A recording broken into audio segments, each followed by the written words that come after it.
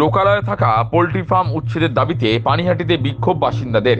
এখানে পোল্ট্রি মুরগি থাকতে আমরা কোনোভাবেই এখানে দেবো না, পরিষ্কার কথা।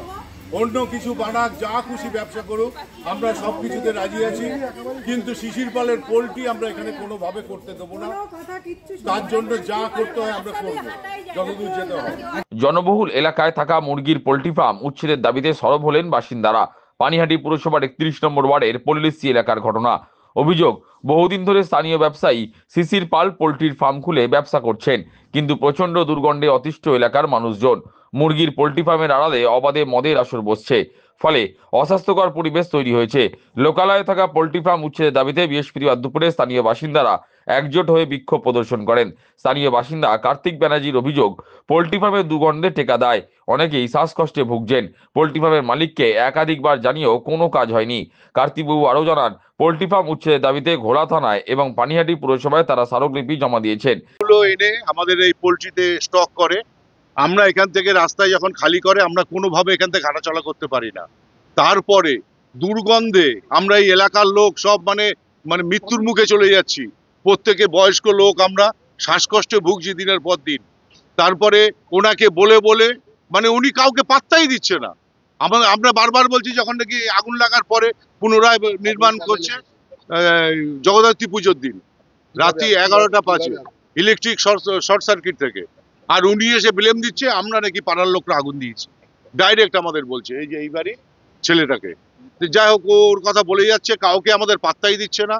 আমরা চাই এই পোল্ট্রি যেন কোনোভাবেই এখানে পুনরায় না আবার করতে পারে, তাহলে পরে আমরা পাড়ার লোকরা সব মৃত্যুর মুখে চলে যাচ্ছি। সব জায়গায় আমরা জানিয়েছি, সব জায়গায় রিসিভ, আমরা থানা জানিয়েছি, ঘোলা থানা আমাদের, তারপরে পানিহাটি পৌরসভার চেয়ারম্যান, আমাদের কাউন্সিলর, আমাদের পার্শ্ববর্তী ক্লাব নবরণ সংঘ। এটা 31 নম্বর ওয়ার্ড। আমাদের কাউন্সিলরের নাম হচ্ছে রেখা রায় মহাশয়, তাকেও জানিয়েছি। তারপরে জানানো অবধি, তারপরে আমরা কোনো জায়গার থেকে কোনো রেসপন্স আমরা এখন অবধি পাইনি। শিশির পাল। কত বছর? এটা বহু পুরনো, 30-35 বছর হবে। হ্যাঁ, মিটার তো নেই।